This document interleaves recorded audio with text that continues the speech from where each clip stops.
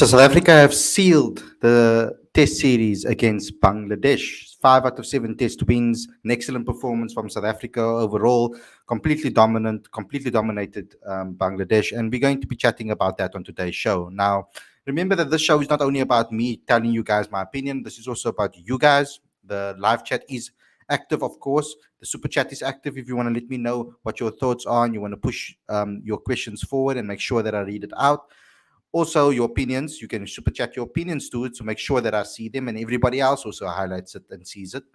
But not only that, we've got a live call in today. So this is an opportunity for you guys to call in on the show and have a conversation with me and come give your say about the game and what your thoughts are, where we can improve, what your thoughts will be on the video clips that I will be playing on the show today as well, because there's a couple of talking points from Boucher's presser and as well as Dean Alger that I've highlighted and picked out that I would like to discuss with you guys. So let's get straight into today's content. Let's talk about these different topics and let's talk about South Africa and where they are right now. Are we shaping up? We did a whole podcast show last night about things, the identity of South Africa really showing itself now, starting to mold itself since the India series, actually since New Zealand, and then into New Zealand as well as against Bangladesh. So we've seen a nice progression and an increase since even the West Indies tour, I would say. Since then, we learned our lessons in Pakistan, and in West Indies we looked at a lot better. And we continuously improving, which is very important that the identity is starting to show. So we will be chatting about it on today's show. But if you are new and that button is still red, please click that button. Click that notification bell as well for all the future videos, because that's so important, guys, for you guys to get updates on everything that we post on this channel. Also, don't forget to subscribe to Cricket Fanatics magazine monthly. Every issue is 100% free, straight to your inbox every single month. The link is on the screen as well as in the description. Also, smash the like button. Very important that you do so. That's how we get into recommended feeds, and that's how our channel will continuously grow. So smash that like button, please. And share and comment too. Very important you do so as well. So yeah, guys, let's get straight into today's video.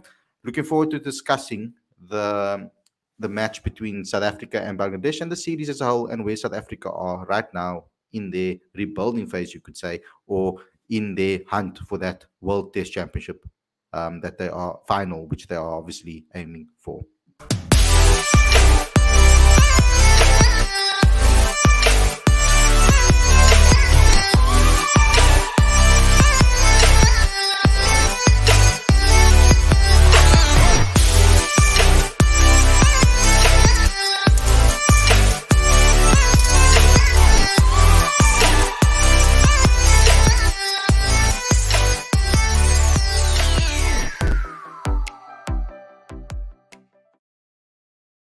A very good evening and welcome to Cricket Fanatics magazine. This is your review show / daily show. I'm your host, Khalid, and this is the show where we talk about everything that has to do with South Africa versus Bangladesh, but we also talk about some major talking points in South African cricket too. There are some things that were said in the press conference that we can really speak about. Don't do any spoilers, guys, in the live chat. I know you guys have probably watched the show already, so don't give away any spoilers. Very important that we all just discuss it and openly and have the discussion and reveal what we need to reveal on the show. We've got Werner with us. Welcome to the show. Good to see you again, Werner.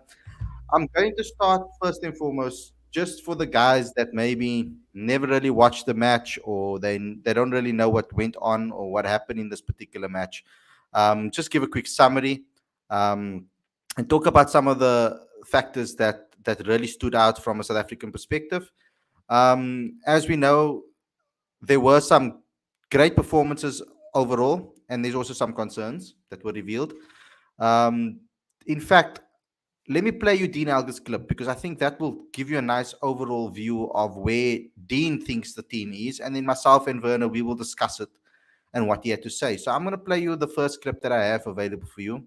The second one from Dean, I'll leave for later on in the show, because I think that's more of a controversial topic that we can speak about a little later on. And then we'll get into Boucher's discussion, because there's something that Boucher said, and there's a specific piece that I took out of Boucher's press conference that I would like to share as well. But let's just get an overview from Dean Alger first before we get going in this discussion. Very important that we do see the captain's view, of course. But as you guys know, South Africa won by 332 runs. The overall summary that I can give you guys is obviously South Africa scored 453 in their first innings, A reply of Bangladesh was 217. Then we scored 176 for 6 declared, and then we bowled Bangladesh out for 80. It was almost identical to the first test, almost, minus the fact that nobody scored 100 in the second one. But in the first, we saw a special 100. South Africa's batters batted. I think what made it so pleasing to watch from a South African perspective is that we batted right down the order. There was contributions from everybody through the order, going down to the bottom. Particularly mention has to go to Keshav Maharaj, who was basically the man of the series in my eyes. He performed excellently in both tests, ball, bat, doesn't matter. His aggression, his attitude, the way that he just accepted the fact that, it can be very easy for sportsmen to maybe get bitter when a new person or competition comes into a setup. And the fact that Dean specifically spoke about their relationship and how they are pushing each other is a good thing. And it shows his character too. That Keshav never allowed that to bother him. It actually made him a better player. He actually improved his performances. But let's get into this. I'm going to just give you guys a quick clip of what Dean's assessment was and where he feels there are negative aspects from South Africa's point of view. Obviously, from a batting point of view, we need to notch up a few more hundreds. That's a lot of emphasis on my plate as well.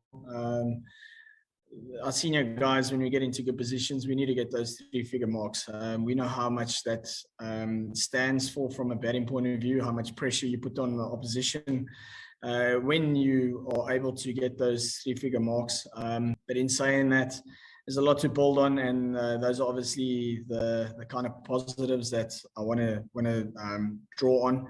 I think our batting department is most probably the one negative area that we haven't kind of nailed down those hundreds. On any other different scenario, we might have been sitting on a quite a good pool of number of hundreds, but I think that's the one area of focus that I think we as a group are extremely aware of. And we're working bloody hard to get those hundreds, don't get me wrong.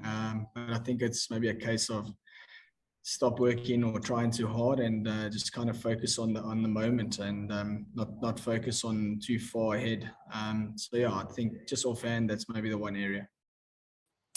So, Werner, what I'd like to ask you actually is your opinion on this, because my view on this is that maybe South Africa's, when they get closer to that milestone, or when they pass that first milestone, that half century, and they go on to try and get that century, I feel that they're overthinking it a little bit, being overly cautious. A lot of the times, Timba showed that. He came out quite positive for his first half century, and then afterwards it dropped.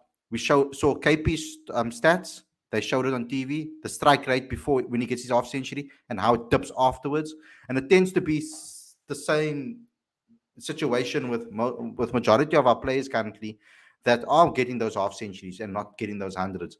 Dean, it's the opposite. Almost like Dean tries to accelerate a little bit. Maybe he needs to go in his shell a little bit sometimes when he's getting to that.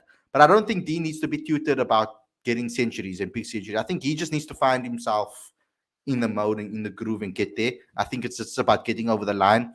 With him, I don't think there's too much tutoring that has to happen. But with the newer guys, I think there is. I think the likes of Charles Evier, Keegan Peterson, and even the likes of Temba Bavuma, there needs to be something that needs to be put into their mindset or something. Or they need to be taught something of how to just get the focus away from the 100.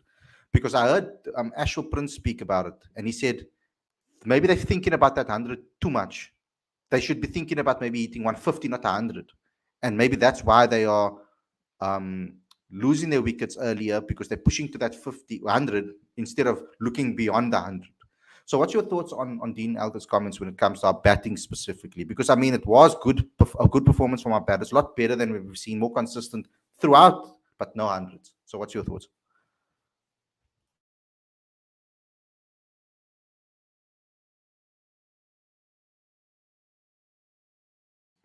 You're mute, bro. Yeah, you see, I've been gone too long. No, I'm well. How are you, Khalid? Before we get going, I'm good. Feeling good that things are back to normal again. Sleeping patterns are back to normal again. At least there's no 3-12, 3-12, 3-12, and then covering the entire domestic season or so, and then only sleeping 2 hours a day. So that's changed. Yeah, So same, fairly good. I'm same. glad to see you though. Glad to see It you. it it's been a hectic couple of months, so maybe things will get back to normal. But on yeah, it's a difficult one to pinpoint exactly why they are failing to convert to centuries. It is a bit frustrating, but at the same time, it's good to see them constantly making those 50s. I enjoyed the all round contributions throughout the batting lineup. Everybody getting to at least 20. Of course, we'd love a lot more centuries, especially from somebody like Timbo, who's been in great form. And he looks like he's going to get there, and then it gets out. And again, he looks like he's going to get there, and then it gets out. So it is frustrating. Maybe it's just, I don't know, maybe it's a patience thing. Maybe it's just a bit of a mental block type of thing. I'm not sure.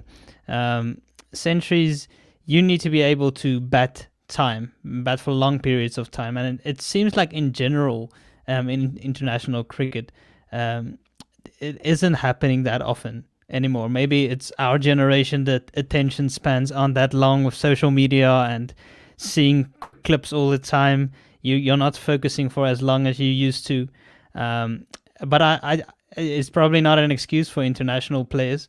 This is what they do, and they obviously would love to score more centuries. Somebody like an Algott did it a lot in the past. This series, he got 360s or 260s and a 70, and then got out. It's. I think he was almost overly positive in the series. He looked to lead from the front, be attacking, but he didn't kind of find that balance between the two. So he was attacking, but he kept playing that way. And then eventually he almost got himself out on a couple of occasions. Temba got a very good ball when he was in his 90s. It's tough. You're not. I think that 93 was as good as 100. In all honesty, yes, it's not going to show in his stats at the end of the day, and we'd love to see him add a lot more centuries. But it's hard to pinpoint exactly what the problem is. Yeah, like I said, there's quite a few different opinions on this. Of course, like we've heard different. I loved the panel for this particular test on Supersport, for example. Neil Mack listening to him, Ashel Prince listening to him. Having their input is important from a batting perspective, because that's probably two of the candidates that I would put in the mix for a batting consultancy role or batting coaching role. Now, yes, Neil Mack is already a batting consultant, you could say, for batting lead, they call him. So he helps multiple facets. He'll help the women's, he'll help the men's, he'll help the under 19s too when he's available. He'll try and help wherever he can. So he's not necessarily focused on the Proteas side. But I think someone like Ashwell Prince could be an asset for South African cricket going forward. Now, from a batting perspective, I really think he can, because scoring big hundreds is important, but I think that mental switch, it makes sense to me. Being a athlete that did individual sports for a large portion of my life, at a relatively high level, you sometimes visualizing more than what you can achieve kind of helps you push further and push harder. Just mentally, it puts you out of your comfort zone, and then sometimes you get what you actually wanted by pushing further and pushing harder and pushing longer. So I can understand how that visualization might help you forget about that 100 and take that off your back, so that you are focusing on spending as much time at the crease. And if their focus is more on the amount of time spent at the crease rather than the amount of runs they're scoring, I think that might little mental switch or a shift might help them get over that 100 mark or that milestone mark a lot easier. Because then they won't be boggling themselves or chaining themselves down at the moment by thinking, oh, flip, I'm getting close, and get that nervousness will probably dissipate. Not saying that when they look up on that board and they're on 99 that they're not going to get nervous again. That's another hurdle that they need to get over, because that's a whole different mentality. But when they're in their 80s and when they're in their 70s, I think that's a good tip from Ashwell Prince. Focus on batting time. Focus on batting long rather than getting that century and that milestone. Don't go bat from milestone to milestone. Rather focus on being there as long as possible out in the middle, because like Ashwell said, if you can spend 4 hours in the middle, you most likely will get 100. So yeah, that's my thoughts on that. CSA did congratulate South Africa though for the win now recently. They just released a press release, so congratulations. I would also say to the guys as well. um, let's move on from the batting now, because I think we do know that there's an issue and they are working on it, and it's great to hear Dean speak about it so honestly and openly, because we've lacked that honesty and open mentality when it came to our batting for a long time. Honesty wasn't necessarily the honesty wasn't necessarily the way they went forward when they explained how badly we were batting, or when we asked questions before. It was kind of brushed over in the past. So I'm liking that Dean is so honest and open. Now, he did say something specifically about the IPL players that are currently playing in the IPL. And this is an important clip, guys. I have uploaded it on social media as well for you guys to watch. But where do you stand with this, Werner? Because I'm going to play it for the guys, and I would like to hear your thoughts afterwards. But this is what Dean got to say about players returning from the IPL and coming straight into the test arena, into the test squad, and into the test lineup 11. Honestly, I don't think the statement of them coming back is a fair one. I think the guys that have played right now have made a massive statement with regards to the few opportunities that they've had. And I mean, ultimately, it was for us to give those guys opportunity to see what Test cricket's almost about. But in saying that, we have got a decent batting pool going forward now. But yeah, I don't know. I can't speak of if those guys are going to be selected or not again. That's kind of out of my hands. But yeah, it was nice to see young guys like Ryan Nicholson come in and actually take to it pretty well. Obviously, the intensity of Test cricket wasn't quite like playing against maybe England per se, but he still got a little bit of taste, and he kind of understands the arena now and what we kind of expect him going forward as a player. So yeah, I can't really speak right now of combinations going forward. There's still plenty of time ahead of us to kind of iron out those creases and hopefully get the best balance going forward for us. Yeah, Werner, this is quite a controversial topic. A lot of people have been speaking about it. Lorenzo, I saw your tweet. I didn't want to say anything quite yet until we got the show. I'm happy that Dean took the stance, personally. I do think, because I wasn't one of the guys that thought that it was the right decision for certain players to leave. Certain players are allowed the privilege of being able to leave. But I think someone like Aiden Markram, for example, who really desperately needs form in Test cricket, could have used this Bangladesh tour as an opportunity for him to get some form in the longer format and find his way again, get himself back on track. Because it's definite, it's clear to see that we are in desperate need of someone that can take us forward in the future. And if we can do it right now and take us forward for the next 5, 6, 7 years, that's exactly what we were hoping for from someone like Aiden Markram. And I don't think that playing in the IPL will benefit him from that perspective. His T20 game seems pretty good. He seems to have found his mojo in the T20 arena. It's not necessarily where he's having his issues. The only issue when it comes to Aiden, for example, would be the money.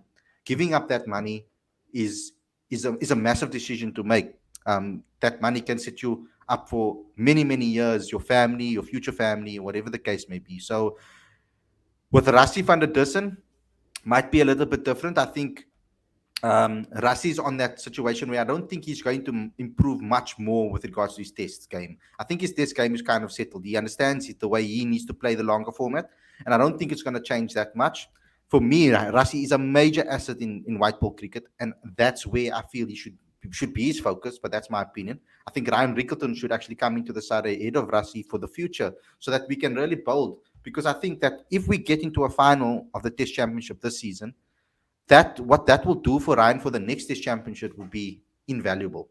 So it's almost like I wouldn't even say that it's valuable. It's invaluable ultimately, because I think that the amount of experience he's getting now is going to really help him iron out the issues that he has as quick as possible so that he can play against the likes of Australia and the likes of England and all the top nations in the world and come there with his game plan already fixed. But what is your thoughts on what Dean Elgar had to say about this? He was quite ruthless and quite straightforward with regards to his thoughts on it. Yeah, I do agree that not all of them will necessarily just slot back in, though most of the bowlers probably will. It might be a fight out between somebody like a Janssen and a Ngidi in that lineup. Although I would probably play Janssen just because he adds that batting depth as well. If you have him and Keshav and Harmer or Rabada, or it does lengthen that batting a bit, and you don't need an out-and-out all-rounder necessarily. As for Markram, I don't think I would have played him against Bangladesh even if he stayed, to be honest. I would have given Ryan Rickleton the opportunity even if Markram decided not to go to the IPL. Now, I don't think the selectors would have gone that way. If he decided not to play the IPL, he would have done it with the assurance that he would play against Bangladesh. But in all honesty, I don't have a problem with him going to the IPL. I think it's probably the right call. His test career is a bit wonky right now. I'd rather him fight it out in the 4-day competition again. If he then has to go smash another 1,000 runs, then so be it. Do it in the middle order, I think. I don't think he's going to come back in opening anytime soon. Arbi hasn't quite cemented his spot yet, but just the combination between him and Algar so far is working. They've made a few 50-run and 100-run partnerships so far. So I think if Markram wants to get back into the test side, it'll probably be in that middle order. So I'd say he needs to play more 4-day cricket again, even though it's only after the winter over and done with. It's probably only going to be in September, October, towards the end of the year in any case. But I think the only one that from the bats that could come back is probably Rassi. It's touch and go. I would rather play Ryan Rickleton personally. I think he has a lot of potential, and though he hasn't quite taken his opportunities as well as he probably would have liked, he threw his wicket away a couple of times, a bit disappointing, but he has more of that sort of positive intent that I think we are lacking in the middle order in a test lineup. Even though you don't need to go at a strike rate of 100 in tests, it's good to have somebody that can just up the tempo a bit when required, put some pressure back on the bowlers, and I think Ryan Rickleton is that type of player. So I pretty much liked the batting lineup as is. Maybe Janssen will come in for a Mulder or something like that. Though I enjoyed Mulder's performance in this test match. I think he gave it a proper run with the bats in the first innings, got a good ball to get out, looked good to get his first 50, and he bowled very well as well. So I guess he didn't do his chances any harm in this match in particular. He might be in the squad going to England. I think a lot's going to depend on how he does for Leicester now in the county season coming up as well. Hopefully he has a great season. I want to see him make big runs, averaging 40, 50 plus, and then scoring a couple of hundreds just to get his confidence up there in his batting again.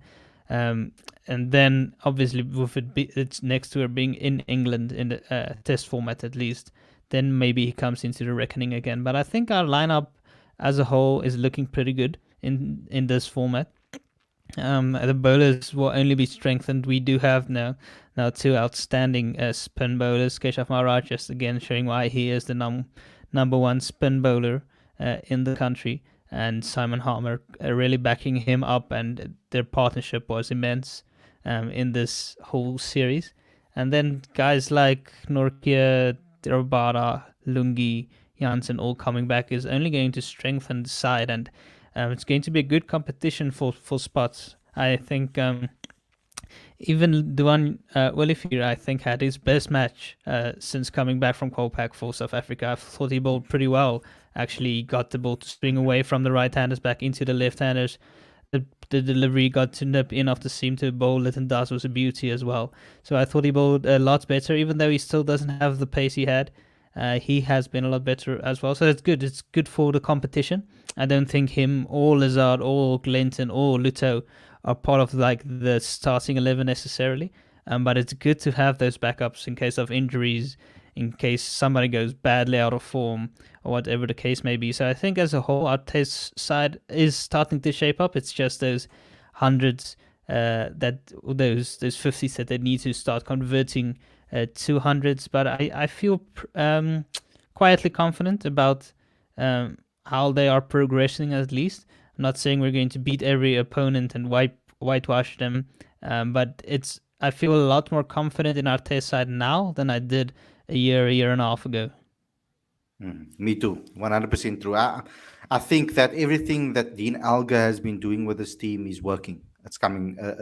They are playing almost in his identity. The fact that he is willing to be so honest and putting the country first is amazing. I like to see that, and you expect that from a captain. But I think this captaincy is taken to it quite naturally. Yes, he can be quite aggressive and quite ruthless, and sometimes he'll drop a couple of swear words in between.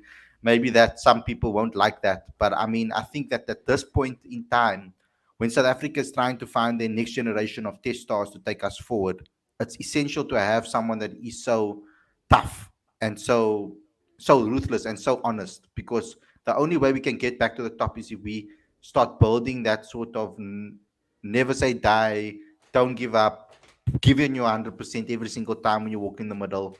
You dedicate your life to the badge. That's what Dean Alga stands for.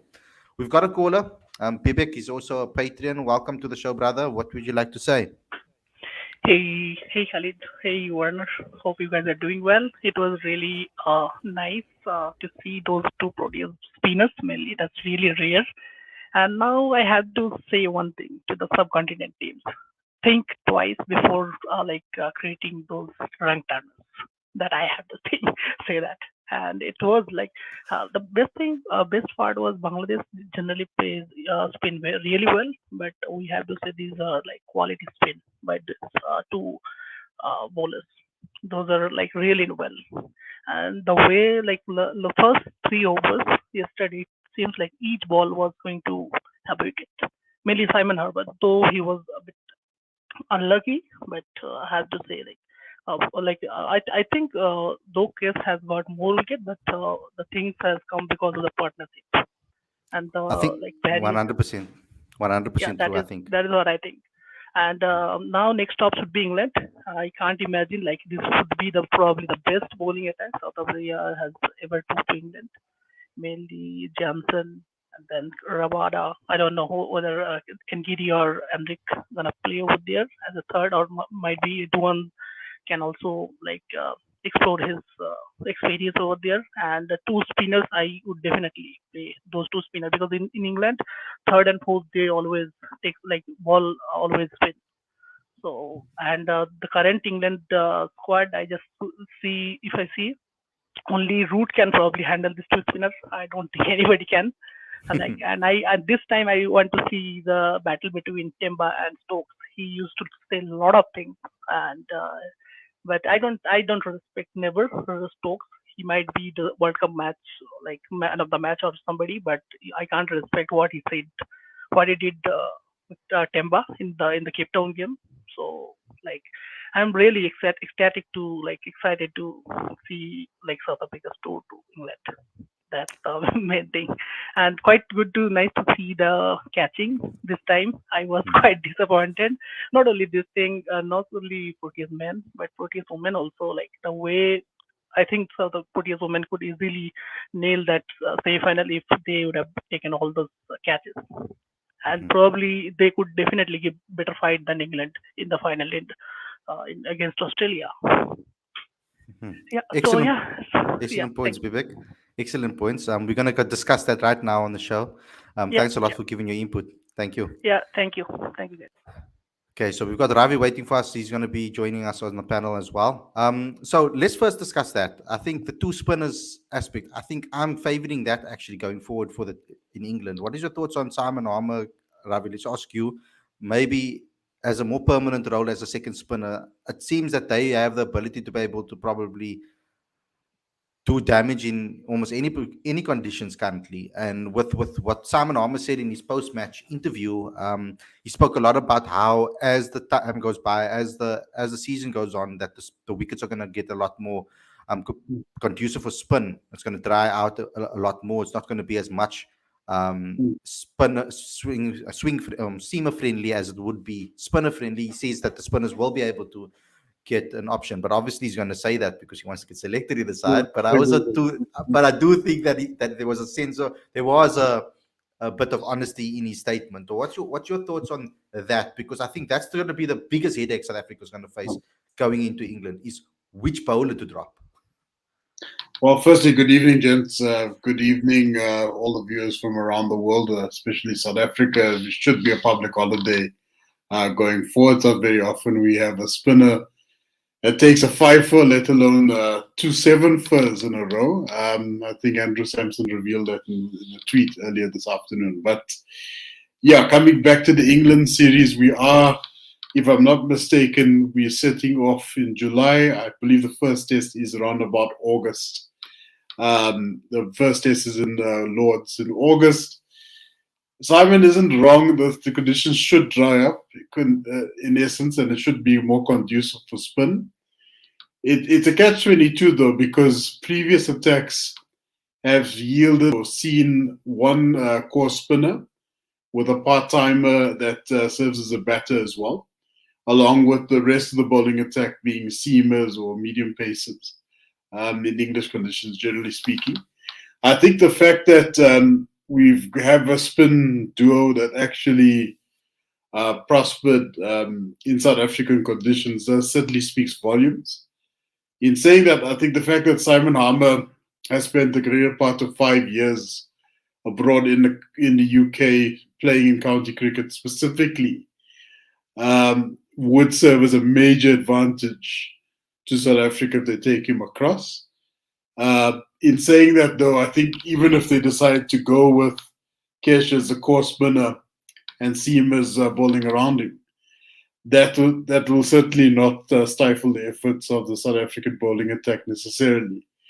But it will serve as a major boost or major strategic advantage, if you will, if we do take Simon along, which I suspect will very well happen. I have no doubt in my mind that he's going to go across to England. The question is whether or not he'll play in the very first test. More than likely, if I think back to the West Indies tour 2 years back, at one point they played 2 spinners, Rakeem Cornwall being one of them at the time, which was a bit of a catch-22. They were playing in Southampton, if memory serves. And that could be something that we could very well see as well with this tour coming up. But who knows? I think what I like about this South African setup, the South African side at the moment, is that they're open to suggestion, they're open to failure, they're open to experimentation, which is a very good thing. And I think it certainly served us well in this particular series as well. Good to see Test series. Our Test cricket back on the map for South Africa. It's good to see a highly performing executional South African team once again. Werner, your thoughts on that and the England situation? I mean, we heard even the likes of Ashwell even being pro taking 2 spinners to England. I'm also pro it, to be honest. I think we can play 2 spinners in England, especially some wickets are more conducive to spin than others in England. Not that I am that knowledgeable about which ones exactly, but I do think that Simon Harmer could come into the equation. I could definitely see a lineup of Janssen at 7 and then have Harmer, Maharaj, Harmer, and then 2 of Rabada. Well, Rabada's one, and then one of either Lungi or Anrich. I could definitely see that being a possible outcome in this lineup. So I think it's definitely an option. Maybe you'll come up to a green. I guess the oval is usually flat. You can probably let me know which venues we will be playing at, but I haven't quite had a look at it just yet. But so it's the Oval, Lords, and Manchester. So Old Trafford. Yeah, Old Trafford's the second test. I think that's more spinner friendly. Yeah, Lords the first, Oval is Manchester second, and then the Oval the last. The Oval is usually quite flat. I think that's where Ollie Pope has made all his first class runs, basically. So I think some of the other venues maybe. Yeah, at the Oval, if it's a very flat wicket, like we do expect, then I'd play the 2 spinners. Sorry, I just missed what you said, Ravi. I'm saying no begin that the chips are already starting already. Yeah, pas op. Yeah, so I'd definitely say the oval is a good option to play two spinners if you think it's going to be flat and maybe it'll start turning on the last couple of days. I'd pick the extra spinner maybe at some place. Sometimes the Lords is conducive to pace more than. I guess it's going to depend on the wickets really. It's hard to say right now what they will decide to do, but if they see the pitch looks a little bit dry, I'd go in with the extra spinner. Okay, got Ashwani waiting for us. Let's get his views on this matter. Ashwani, I also want to touch on the financial issues as well with regards to South Africa. I mean, we generally think that, well, I would like to assume that the South African national players that are playing all three formats are getting paid quite decently for international cricket. Maybe not as much as Australia and England and the other nations, but I think handsomely enough to have a decent lifestyle. So the necessity for the money might not have been as great as what it may seem. But we obviously don't know the facts on that. I need to obviously speak to maybe and I speak to someone at Sascock. Why am I saying Sascock? Sorry, guys. I'll obviously have to speak to the guys at CSA, etc., and also for try to find out what the case is with regards to contracts. Dean Elgar only plays one format for South Africa, and he seems to be pretty okay. Ashwani, your thoughts on that, as well as because this will. I want to know your points on whether we should just let those guys that are playing in the IPL, that chose the IPL, to just come straight into the lineup immediately. So your thoughts on that and the two spinners, because that's also a massive point. Yeah, first of all, hello to Khalid, Warner, and Ravi. Yeah, I think your points is because it's a debatable point, but I think South African players has right to play the IPL. I think if you look at players' career, I think it's not long that much because especially for fast bowlers, because fast bowlers' career are very short.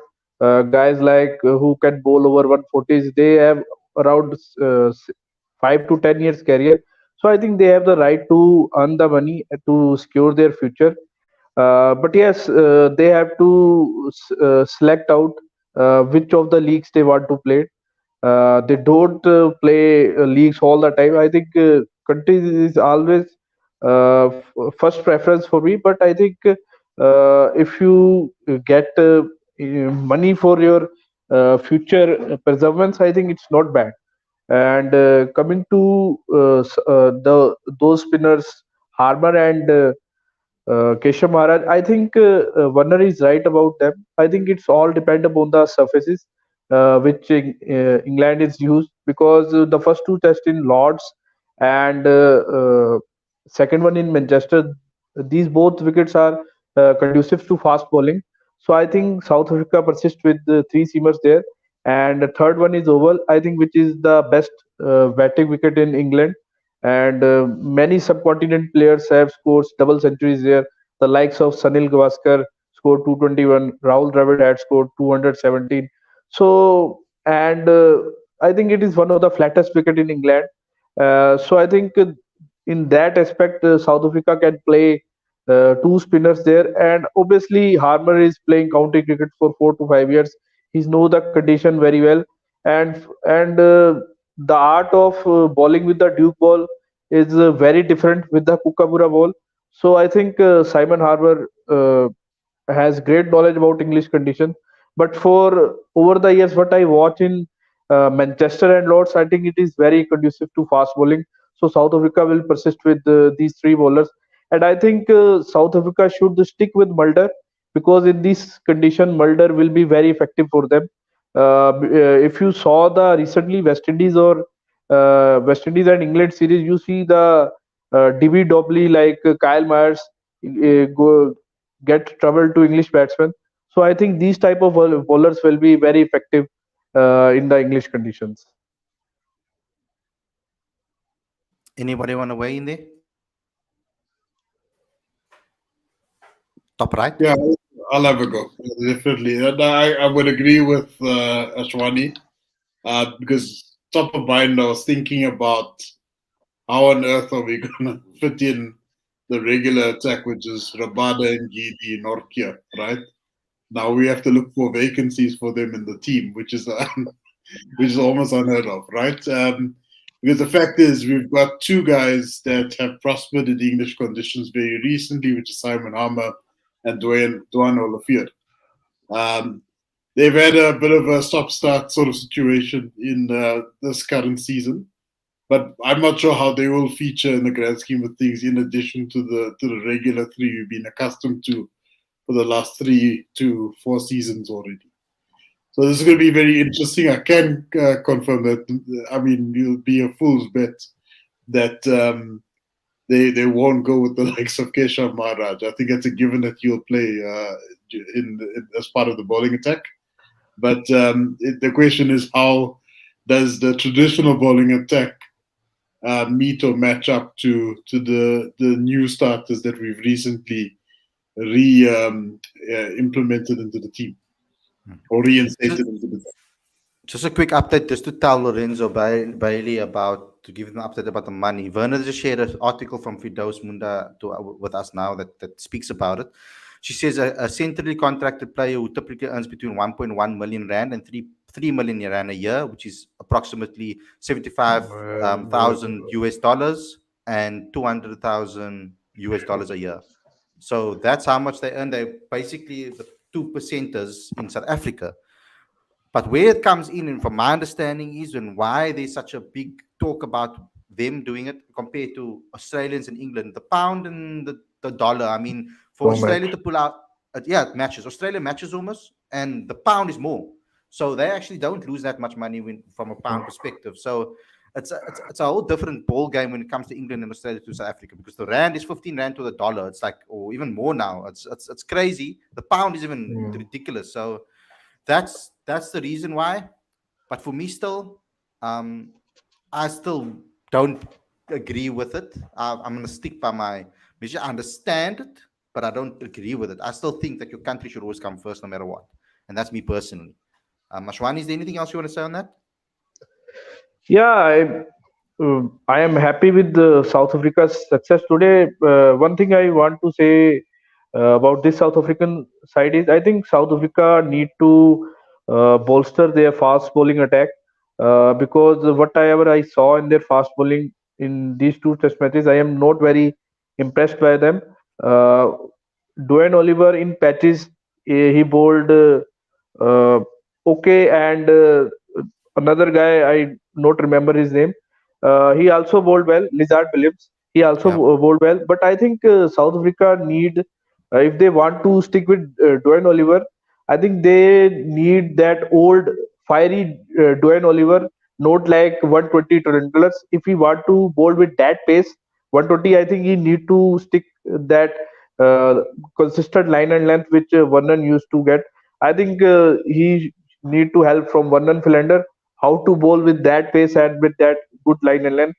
And South Africa need to bolster their pace bowling attack with bowlers who can bowl over 140. When the guys like Rabada, Nukia is not going around, they're playing in the IPL. Ashwani, thanks a lot for coming on the show and giving us. I always enjoy your points. I'll speak to you again very, very soon. Okay, let's continue. Like Dean Alga said in his presser, he's not really worried much about the bowlers, the bowling side of things. He's happy with the bowlers. We've got a very good bowling unit, like in total, like the backups, the everything. I think we got a very good unit going. That's why I didn't really have an issue with our bowlers necessarily going securing. I know under securing the future, playing in the IPL, getting that vibe, because I think that rhythm is important. They need to play competitive cricket consistently. Not that Test cricket isn't competitive, but it's important that we do give new bowlers some opportunities, because there's going to be injuries, a lot more injuries in the bowling unit, especially with Andrik Nokia and Lungi Ngidi, who have been injury prone in the past. Andrik Nokia has had quite a few injuries in his lifetime. In missing MSL tournaments, missing games for the Warriors, missing games for the Proteas because of injury. Same thing with Lungi Ngidi, even missing IPLs for because of it. So we do have an injury problem with two of our best test bowlers currently on form, which is Andrik Nokia and Lungingiri, I would say. Kaiji Rabada is trying to refine that complete that pace again, that full extreme pace that he always used to have. I think he started to get quicker and quicker as the India series went along. So I started to see an improvement in his speeds. But it's good to know that we've got backups in case of those things happening. And the fact that we've got two spinners available makes everything a lot easier for us. I'm not scared of going to the subcontinent anymore, knowing that Simon Harmer is there. And the way our approach has been against spin, they look a lot more confident. They're not looking shaky against spin. They know that even if they play the wrong shot, at least they look confident doing it. Like before, they would pick a shot, but they'd look uncertain and then go out. Here, they look positive. They make the choice. Maybe it's the wrong choice, and then they go out. It's a lot. I'm enjoying it a lot more to see our batters play against spin the way they have. So I'm happy with the series win. I think it's a good boost. But I like the fact that Dean Elgar still remains confident and calm within his mentality of this, because he's sitting there and he's saying, look here, they're not England, Bangladesh. We beat Bangladesh, and he didn't give Bangladesh as much respect as I did. But he does know that England is a different story. And no matter what England's form is currently, I think they're still going to fight because it's South Africa. It's the one team they will always put up a fight against, no matter what. And I think South Africa the same way against England. So hopefully we can repeat what we've done there in the past, and continue we've had some good series over there in England, of course. And I hope we can continue that positivity. Okay. Werner, you want to say something before I move on? Yeah, it's been a while since we've had a good series in England, to be honest, and a good test series against England in general. I think the last time we really had a good test series against England was when Graeme Smith was still playing. So a lot of work to do to rectify that. Even though England have won like one test in their last 17 tests, and they aren't what they used to be, especially batting wise. It'll be interesting to see if they do now pick Anderson and Broad again, cop up to the fact that they made a mistake to drop those two for the tour of the West Indies, but the bowling isn't their main problem. The batting is their main problem, and our batting is still sort of our main problem. So it'll be a battle of the brittle batting lineups, I suppose. It'll be interesting to see how it does go. I do agree that Van Mulder can be very effective in those conditions. What I'm going to do is I'm going to keep a close eye on how he does in his county stint. It should give us a good indication of where he is at in the lead up to that tour to England in August, because he's going to be there for a month or two with Leicester, and it should be good for him. I think it's exactly what he needs right now. He needs some proper game time, especially with the bat. He needs to pile on some runs. I don't know where he's going to bat for them. I don't know what the communication has been, but hopefully, fingers crossed, he'll bat in the top 5 potentially, and score some proper runs. And on our lineup, I'd like to see Temba Bavuma continue batting at 4, even if Rassie does slot back into the lineup. I don't want Rassie to bat at 4 and Temba at 5. I want Temba to bat at 4. I think he has been our most consistent and solid batter, and I think he needs to be surrounded with other proper batters and not just come in and then a wicket's lost and he's batting with the tail again and he's kind of working out towards a 50 and then he doesn't have time to get 100, that type of thing. I want him to bat 4 permanently. Interesting. I like that too. I spoke about it actually last night. I spoke about playing him at number 4. I think he looks a lot more solid. He has more time as well to get himself in. He's not pressurized to start immediately and score runs instantly. So I do think that that's excellent from that perspective that he has shown. I like that he's shown that that ability to be able to play through an innings, take his time, and get there. So yeah, I'm gonna move on. There is something that I want to play for you guys, and I did post this on social media as well. It's Mark Boucher was asked about his position and what he felt about South Africa, and also the fact that he's going to a hearing. Of course, we know that that's happening now soon. So he's going to be having to his position as the coach is going to be in question. He had I have in this clip both the questions and the answers so that you guys can get an understanding of what was said. But here's the quick clip for you guys. It's about 2 minutes 43 seconds, guys. It's quite long, but it's important that you have a listen, because it almost sounds like he's saying goodbye in a way, because he was quite teary-eyed speaking about it. We all know what's that the hearing and everything's coming up now. I was wondering, the last few months personally for you, has it been enjoyable to be the coach of the national team, and would you like to continue after this? It's been tough. I've really enjoyed coaching the guys. The cricketing side of things, we've got a very tight unit together, and I've really enjoyed being around the guys and seeing their developments in their cricket. Outside that, quite difficult for me to say I've enjoyed it. That's just being honest.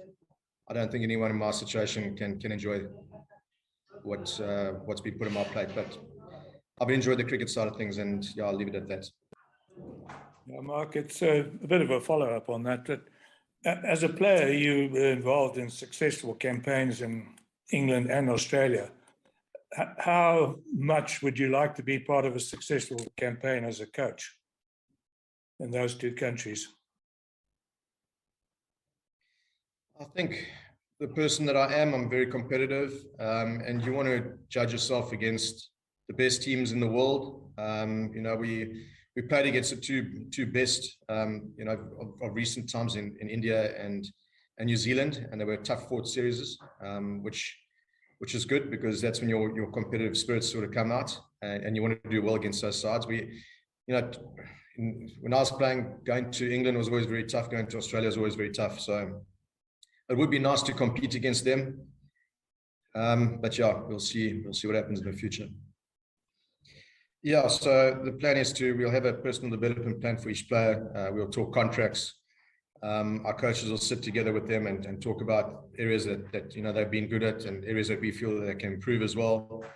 There's obviously a World Cup around the corner as well, so we need to do some planning about what sort of team we're looking to select in those different conditions.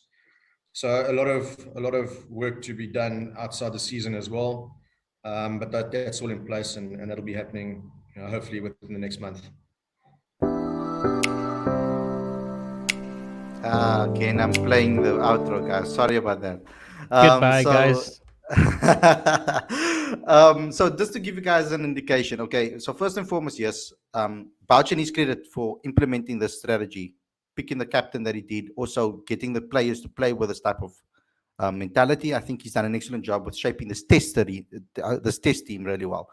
He's gotten us to think about playing aggressively again and not rolling over and being tough. I think that's the main thing, that lessons that come out of this, with the South African needed a couple of players needed to kick up their backsides, and I think that he provided that.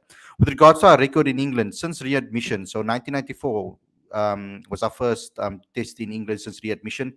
South Africa drew. Then they went in 1998. They lost to England. Then in 2003 they drew.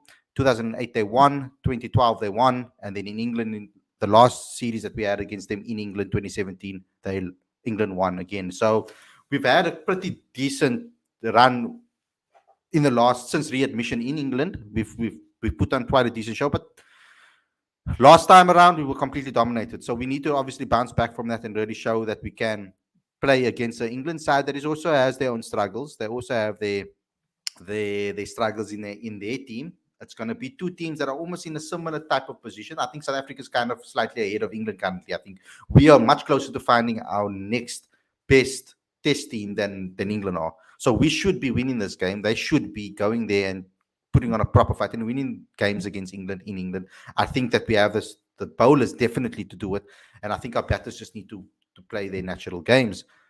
So your thoughts on Mark Boucher, because it did look a little bit like he was down and almost like it was almost like it felt like a goodbye to me in a way that he thinks that his fate is almost sealed. Anyone? You're asking myself or Werner? Doesn't matter. Open floor. Okay. If you don't mind, Werner, I'll go ahead. it seemed like it. I think I wouldn't have thought about it if you didn't sort of preempt that, that there was a bit teary-eyed and what have you. But he looked a bit hesitant, I think, for the lack of a better word, at the beginning to give an answer, to invest in an answer, if you will. What was apparent, it seemed that the press box kind of know something is up in the periphery as well. It seemed like it that they figure something big is in the periphery, something big is about to happen. I don't know, and I think what sort of curtailed the whole response was that he was talking about the various milestones that are coming up in the calendar year. Almost as though it's like a handover. It's like, I'm about to lose my position. These are the things you kind of need to focus on, or whomever the incumbent coach will be at the time.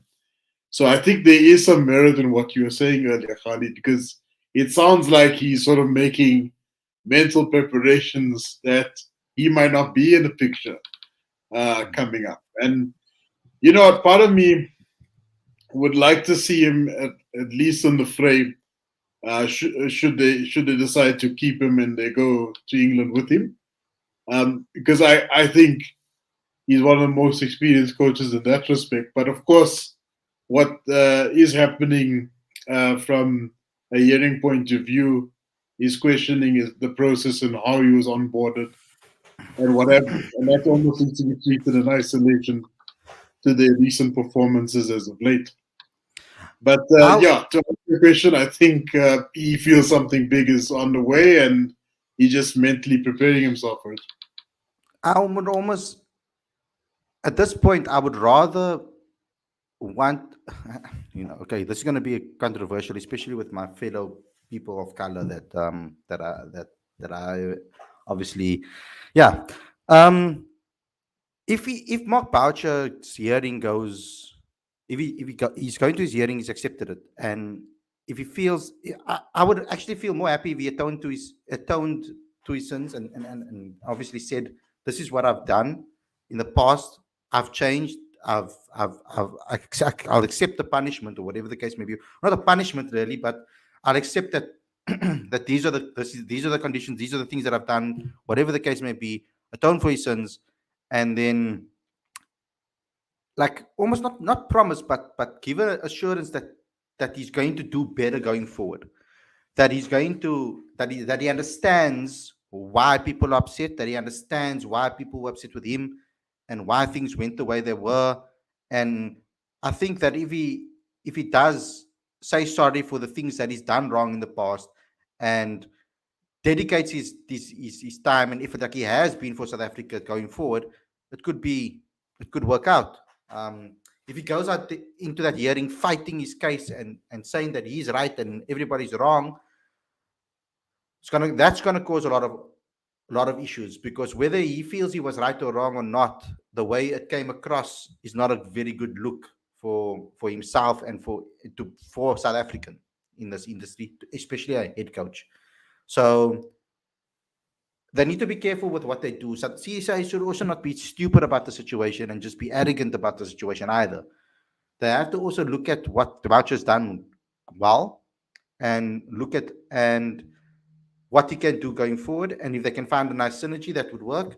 If there is issues in the dressing room, if there are issues behind the scenes, sort it out. Talk to the team, be transparent with the public about the situation. I would like that from the situation. I would like them to be transparent with the hearing, explaining what has gone down so that us as South Africans understand what's going on too. Because it's going to be really a disservice to the fans if they do all of these things behind closed doors, for example, sort out all these things, and then it's a he said, she said type of thing, and forever until the day we die, because we'll never know the real truth. So I would rather like the things to be sorted out, the public to be briefed about it. Boucher at this point should just, I feel, should say sorry for the things that he's done wrong in the past and say that he's going to improve for the future. I think that's what needs to happen here going forward. Werner, do you want to have any say on this at all? Sure. That's if he's guilty. yeah. Sorry, that's if he's guilty. By the way, that if he's proven guilty. I'm saying obviously before you. Yeah. Don't say sorry if you're not guilty. I mean that will be dumb. Of course, but he hasn't admitted to singing that song, so in that sense, he's already guilty, at least of that part. Um, I it's a difficult one. I'd also loved everything to be transparent, though. What are the chances, really, based on the history of how things have been going with Cricket South Africa, that everything will be clear and that everybody in public will know exactly what's going on? I don't think it's very likely, but hopefully we'll get at least a very good idea of what takes place and what the outcomes of it is. I obviously want Boucher to apologize for his wrongdoings and look to rectify what he can and continue building what he has with the team. I don't think we'll see him come out of this still being the coach, in all honesty. I think he knows where he stands, and this might have been his final real press conference as coach. That's what I'm thinking. I don't think we're going to see him continue as coach after the hearings. But it's conjecture right now. Maybe not. Maybe I'm wrong. Hopefully I'm wrong. Hopefully they do sort things out. It seems like Enoch Nokwe doesn't want to testify either, and it sounded like he was one of the main guys who was supposed to help be on the side of the opposing council. I don't even know what you call it, but they would have called on him to testify about how things stood between him and Boucher and the reason he decided to not be a part of the group anymore, but he doesn't seem to want to do that. And I think the main thing is I just don't want the players to be overly involved. I know they did say that Boucher might call in a couple of them to testify on his behalf, maybe about how he is now within the group, how they have. I don't even know how to put it, but I just don't want them to be dragged into things unnecessarily. I want most of it to be between Boucher, what he did in the past, what he's done now, maybe some testimony, but keep it brief. Don't drag them into long battles that stretches over weeks. These guys are there to play cricket, not to fight on behalf of somebody else. Mm-hmm.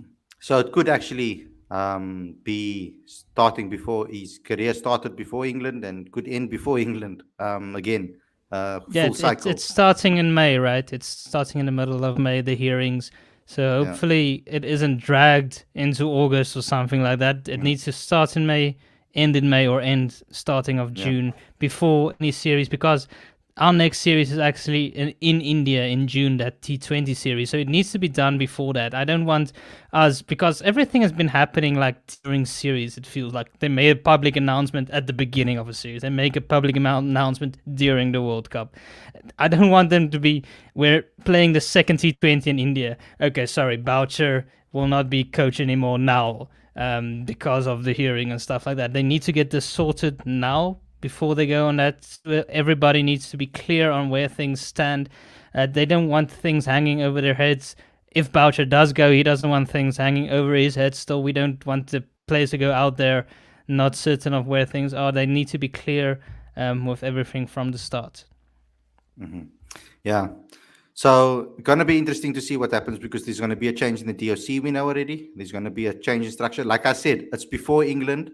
That was like before England, that's when everything changed.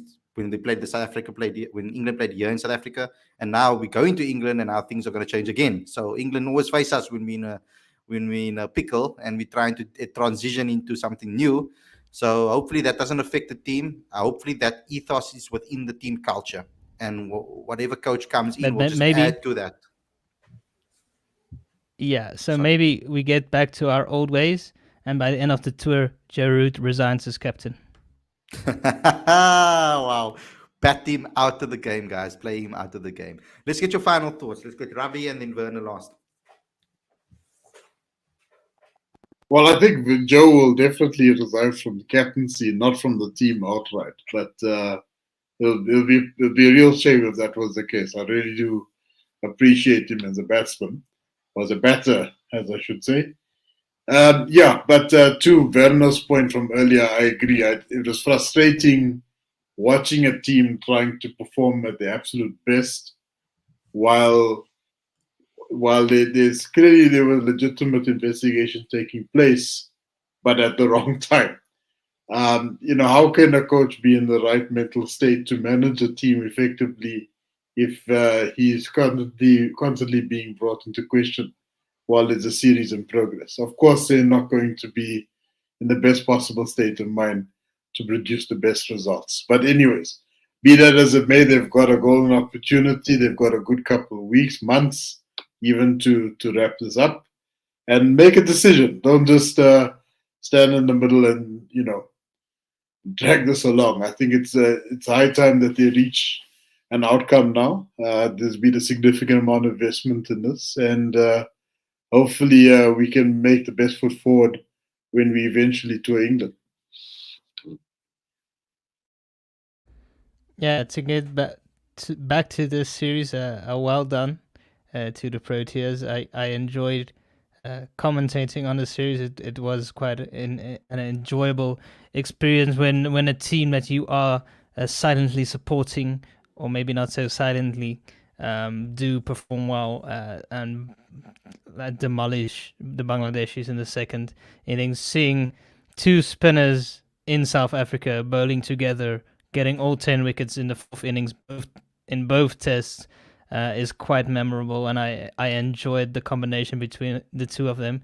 They were getting the ball to rip off this wicket at St George's. It was quite insane because it wasn't just turn, it was bounce as well. I don't think most batters would have enjoyed facing up to the two of them. So I do feel for Bangladesh, though I don't think they applied themselves particularly well. But it was good to see. It was good to see some of the batters step up as well. Now we just need those centuries to come rolling in. Hopefully we will see that in England. I guess this is the catch-22 or the thing about the test side, right? They don't get to play consistently together. It's like they play a series and then there's like a month or 2 months before they play again. It's not like ODIs or T20s that come along consistently. We are only going to play tests again now in August. That's a long way away. So we'll sort of need to start from scratch again. But it'll be interesting to see what they do end up deciding with the squad. What will the 11 look like? Will it be Ryan Rickleton or will Rassie come straight back into the lineup? Will it be 4 seamers and 1 spinner? Will it be Simon Armour and Keshav Maharaj? It's an interesting debate, and it will probably come down to the pitches itself. But a good headache to have when you have a few extra guys that you think it should be in the squad, but in the 11, but maybe don't make it, is a better position than to try and just scrape an 11 together. So a better position than we were a while ago. So that's a very good thing, I believe.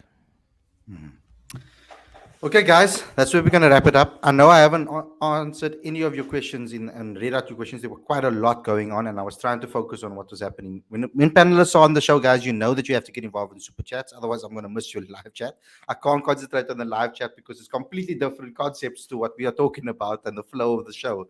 So I promise you that this week, tomorrow, I will answer your questions. I think majority of the show will be about your questions.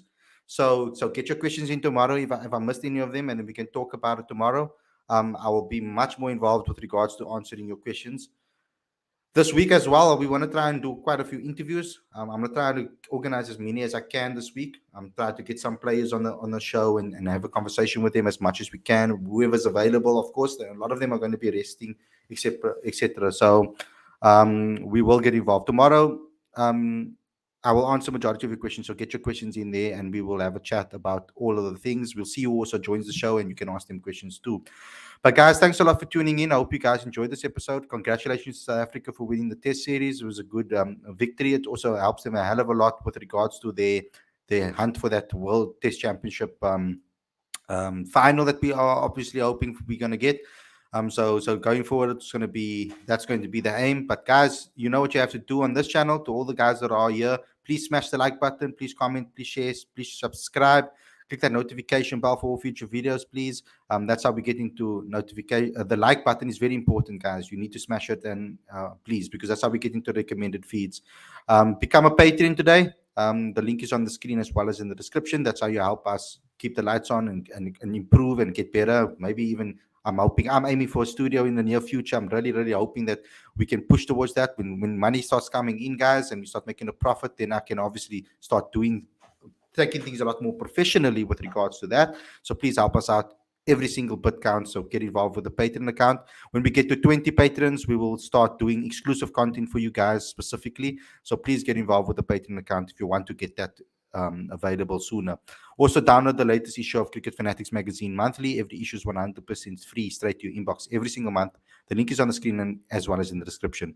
Please remember, guys, whether you sign up to the magazine now or you sign up to the magazine 5 years from now, you still will get value out of the past issues. I've tried my best to try and make the themes as evergreen as possible so that you guys still get lessons out of it, no matter what issue you read, whether you read number 1 or you read number 20, whatever we're on right now. So please go ahead and subscribe and go read the back issues, because there's interviews and insights from players and from coaches, etc., that you won't get anywhere else in the country. I can guarantee you that. So please go ahead and download the link. Go and download the issue. So everything's free. So please go ahead and do so too.